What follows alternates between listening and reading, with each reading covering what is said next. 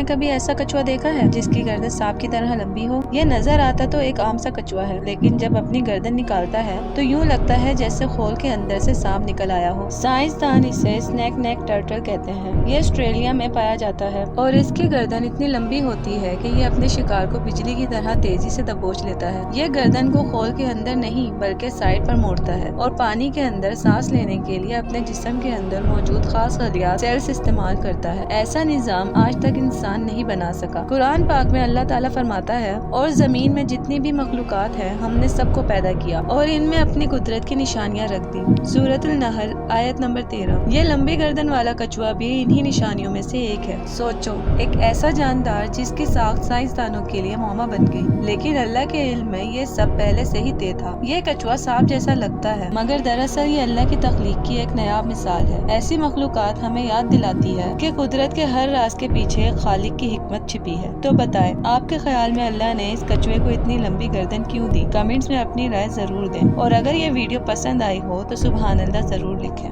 مزید ایسی معلوماتی ویڈیوز کے لیے لائک، شیئر اور سبسکرائب کرنا نہ